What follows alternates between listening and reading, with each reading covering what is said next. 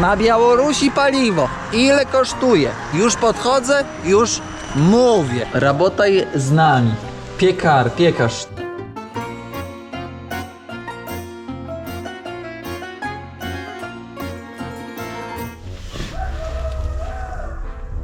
Kury pieją, koguty pieją. Kury pieją, kury nie pieją, koguty pieją. Witam Państwa serdecznie, pozdrawiam z Białorusi. Zaczynamy drugi odcinek. Śpimy w namiocie w Brześciu u naszej znajomej Ireny. Ireny nie pokazuję z prostej przyczyny, ponieważ ten odcinek może oglądać różna komórka. Różna komórka białoruska, ale i nie tylko. Więc żeby kłopotów nasza znajoma nie miała. No więc moi drodzy, łapeczka, komentarz. No i rzecz jasna, podanie odcinka dalej, żeby Białoruś szła jeszcze dalej w świat mile widziane. Zaczynamy. Proszę zobaczyć, jak pogoda nas zaskoczyła źle. Deszcz pada. Niedobrze. Zmiana planów jakaś musi być, albo coś się tam... Trzymajcie kciuki, pomódlcie się, żeby przestało padać. Tragedia. Zobaczcie, jakie piękne miasto. Tutaj bardziej na obrzeżach właśnie Brześcia, ale jak się rozbudowywuje. No i system socjalny jest taki, że większe rodziny otrzymują też mieszkania socjalne. Mieszkania też są przeznaczone na kredyty, też na kredyty dla młodych. No więc ten system i dla policjantów, dla wojskowych, tutaj Hania z tyłu mówi, też są protegowani, że tak to określę, i w pierwszej kolejności otrzymują właśnie mieszkania, tak jak kiedyś było w Polsce. Dziś już mamy taką deweloperkę, no w sumie te kredyty preferencyjne, o tym można by było dużo mówić, ale czy one są takie dobre, no to ciężko powiedzieć.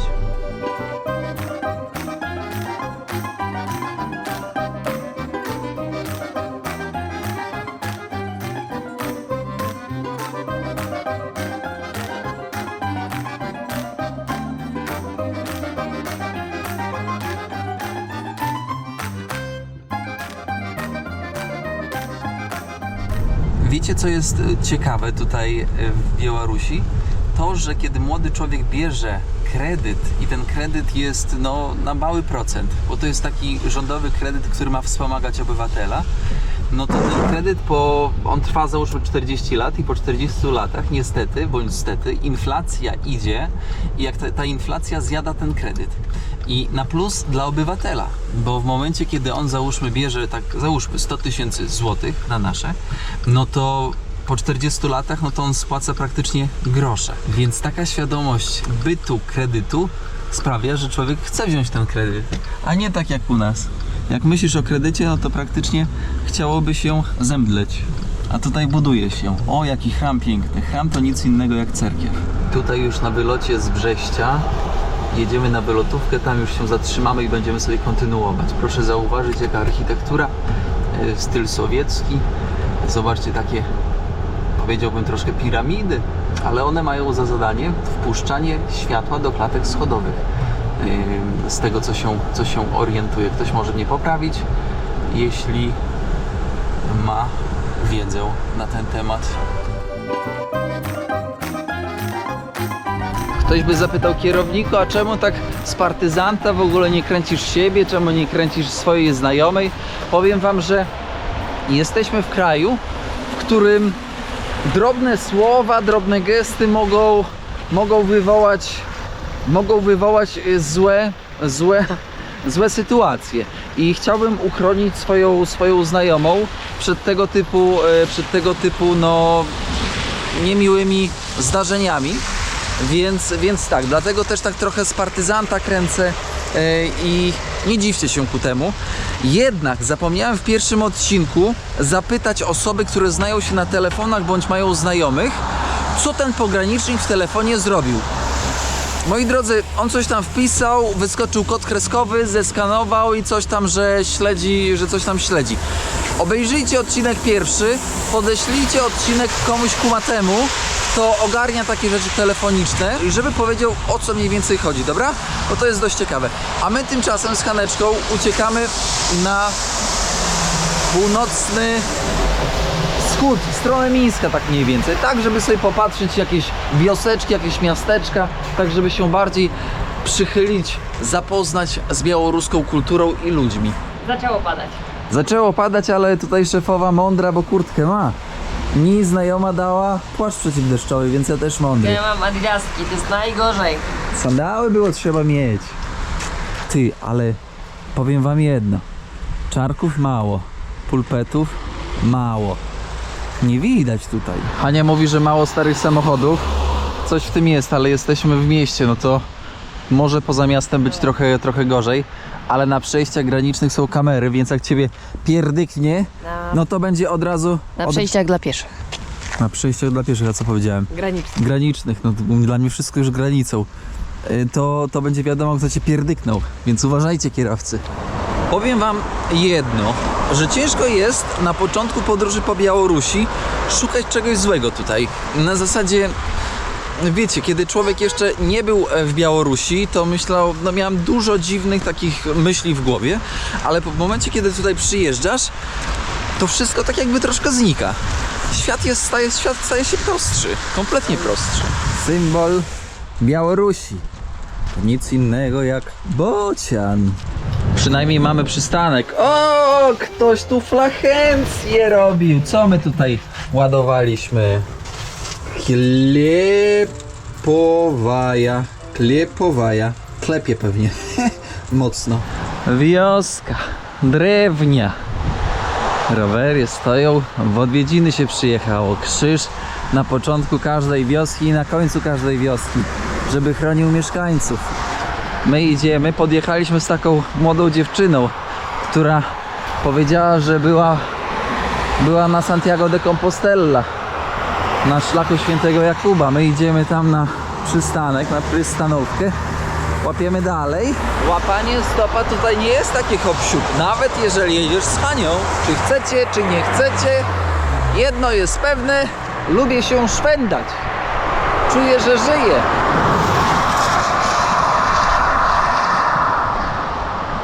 My przy Peckach jesteśmy. Igor nas podwiózł, Igor w mleczarni pracuje. Wysiedliśmy na jakimś węźle, ale idziemy teraz wyskoczyć z tej głównej drogi, bo tu na Białorusi, na Mińsk są dwie drogi. Jest droga szybkiego ruchu, którą teraz tutaj widzicie, i jest droga taka lokalna przez wioski.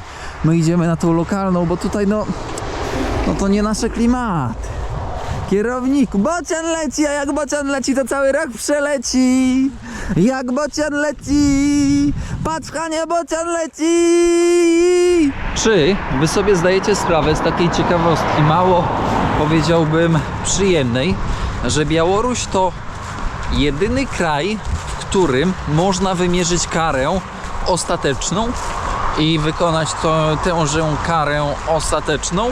Myślę, że nie muszę tutaj używać dosłownych słów, ponieważ takie słowa nie są mile widziane, ale zdajecie sobie sprawę, czym jest kara ostateczna w stosunku do żywota ludzkiego. Cały samochód był pełny. Cały pełny, ale nie wzięli, nie zabrali. Czemu? Ale śmiali się troszkę. Ja im się naśmieję, jak zlapię pod magazynem, pod sklepem. My na zaprawce, czyli na stacji benzynowej jesteśmy tutaj na Białorusi. Na Białorusi paliwo. Ile kosztuje? Już podchodzę, już mówię. To jest życie, gaz, złoty 45, 95, 2,70, 2,80, 92.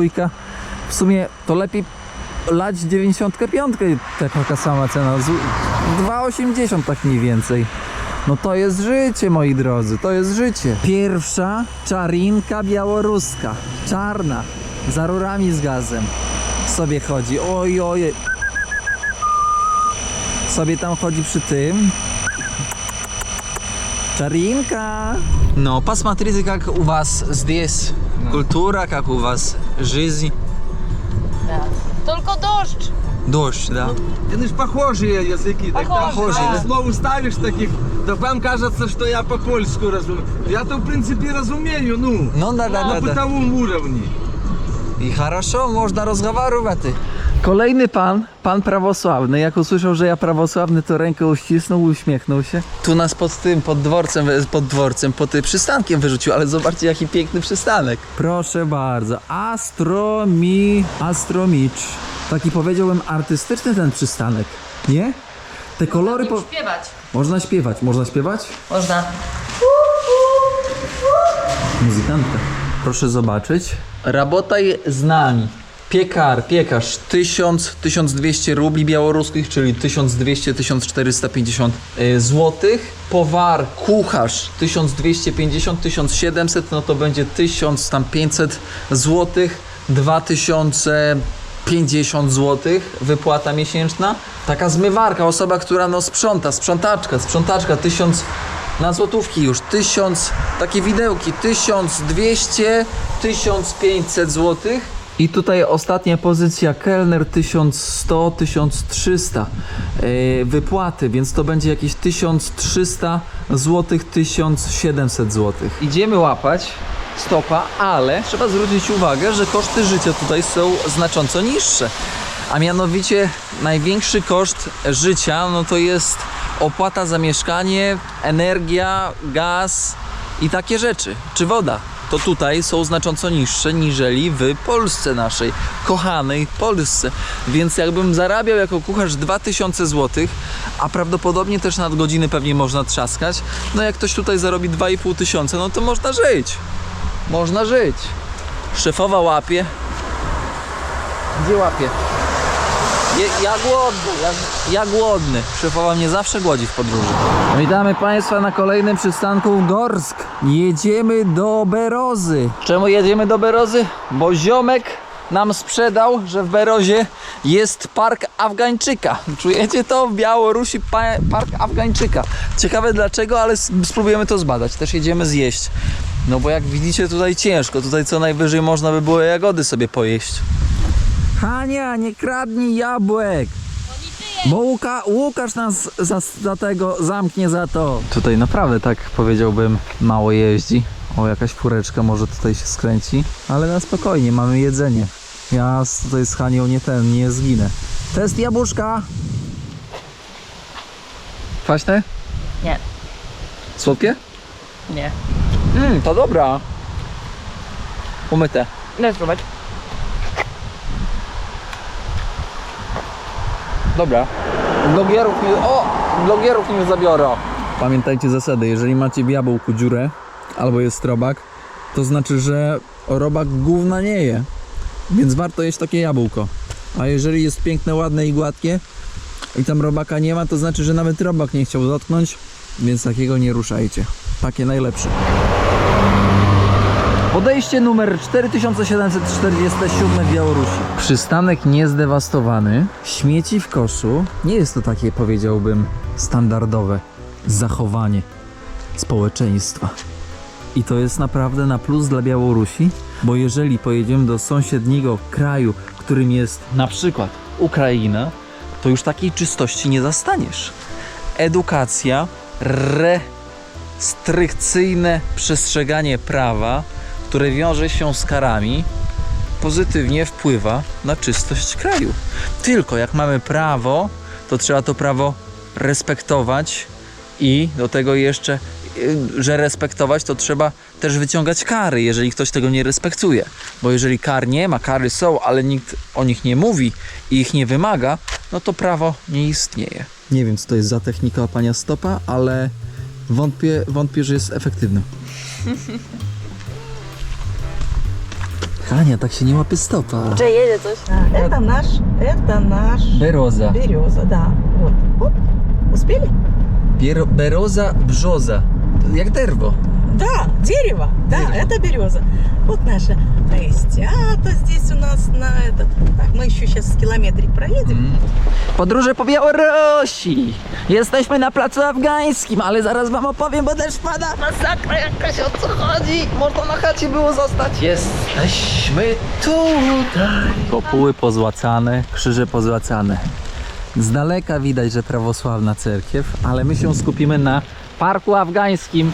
Gdyby ktoś się zastanawiał, dlaczego nie jeździmy do Afryki w porze deszczowej, to macie odpowiedź. Widzicie, że na Białorusi, kiedy pada deszcz, to już są perturbacje i materiału nie można nagrywać. Tragedia. Słuchajcie, nie będę tracił czasu, dlatego też park afgański w Brzozie na Białorusi opowiem wam z przedsionka cerkwi. Dlaczego nazywa się afgański? Z prostej przyczyny. Dużo chłopaków, ale też i kobiet zapewne, którzy pochodzą z tutejszej jednostki wojskowej, służyło między 79 a 89 w Afganistanie, kiedy była inwazja Rosjan Związku Radzieckiego właśnie na ten kraj. I tutaj mamy monument, który ma zachować pamięć o poległych tam mężach Białorusi. Mężach, którzy walczyli, no właśnie, o co walczyli? To jest pytanie. Z tym, o co walczyli, odsyłam do serii Afganistan, jak to daleko. Tam powstało 19 odcinków z Afganistanu, więc powtarzać już całego tego wywodu nie będę. Ale powiem jeszcze jedno. Podchodzimy do monumentu. Na górze bocian symbolizuje misji na dalekich ziemiach. Zobaczcie, tutaj jeszcze 79, 89, czyli w momencie, kiedy byli tam właśnie Rosjanie. Tutaj mamy Afganistan. A my przyjechaliśmy z Tadżykistanu, moi drodzy, aż do Iranu w tej serii. No niesamowite w ogóle to, co tam się wydarzyło i to, jak wygląda dzisiaj Afganistan, to jest nie do opisania. I ktoś może zapytać, kierowniku, kto kropnął tychże mężów Białorusi?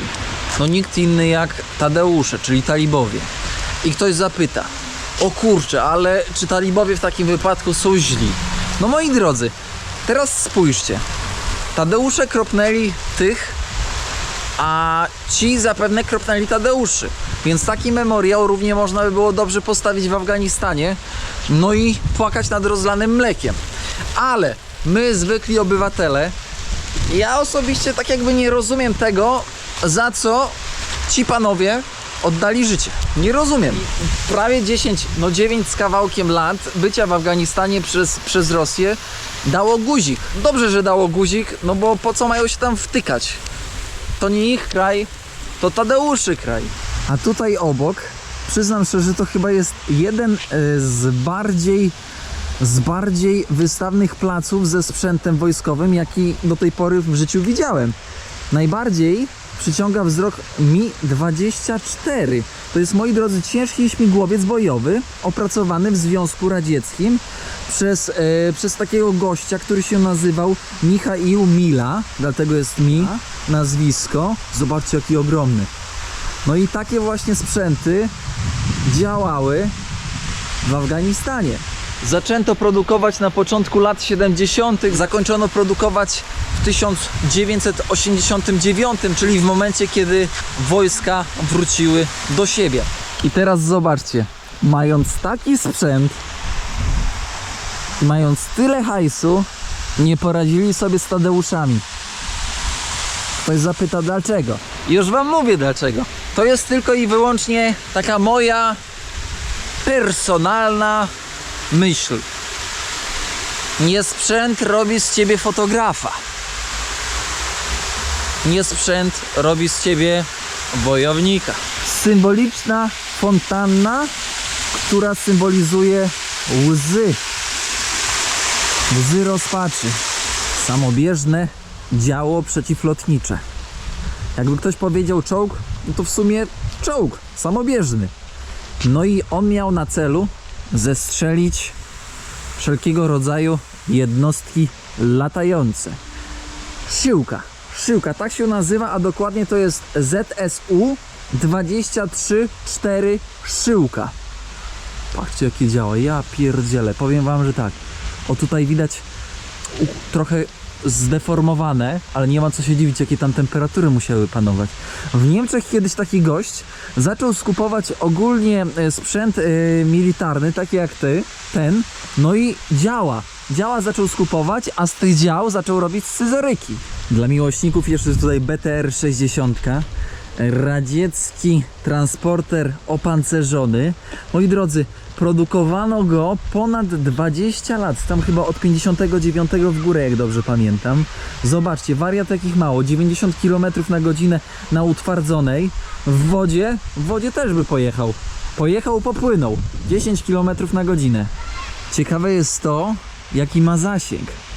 Oczywiście ten zasięg jest mierzony na tak plus minus na drodze utwardzonej, ale jego zasięg to, moi drodzy, przy pełnym baku około 300 litrów to jest około 500 km. Robi wrażenie. Dobra, ostatni. SU-25 z 75. Samolot szturmowy, który wspierał działania lądowe. Białoruś to taki, wydaje się, spokojny świat. Naprawdę. I ten spokój normalnie czuć od ludzi, których się tutaj spotyka i z którymi się tutaj rozmawia. Toaleta publiczna. Żeńczyna na prawo, muzyk na lewo. Proszę, jak nisko, to nawet i dla młodych. A tutaj na dwójkę, ale trochę obsrane to. To wolę tutaj. Lepszym zawiało wozduchem niż w polskiej publicznej toalecie. Nie no, prawda jest taka, że dawno nie byłem w tak zadbanej toalecie publicznej. Serio. Nawet w Polsce gorsze są. Uczmy się od Białorusi. Zobaczcie jaka pogoda, jakie niebo. No zaraz jak pierdyknie plitka, to jest nic innego jak piec. A parczmacherskaja. Fryzjerski. No idziemy coś zjeść, poszukać. Ktoś by zapytał z ciekawskich, czy można płacić kartą. To jest dość ciekawe, że do tej pory ani razu, na tyle razy co spróbowałem, karta mi nie przeszła. Próbowałem Visa i Mastercard, nie przeszło niestety. 7 karatów. Pani kurki sprzedaje. Idziemy coś zjeść.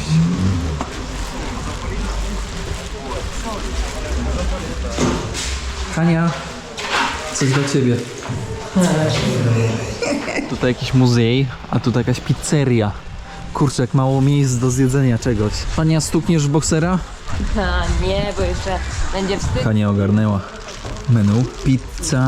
Pizza ogólnie 14, no 17, no to będzie około tak plus minus 16-20 złotych, czyli bardzo przyzwoicie. Trzeba naprawdę trochę rosyjski ogarniać, żeby tutaj nie być głodnym.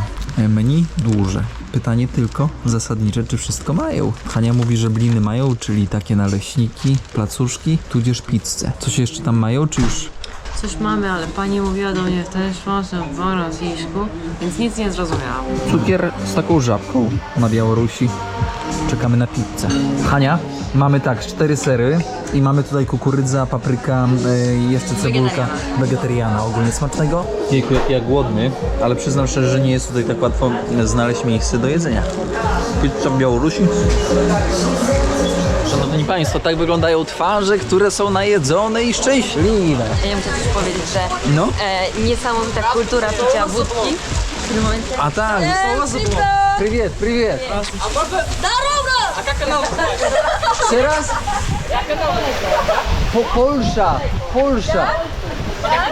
Polsza.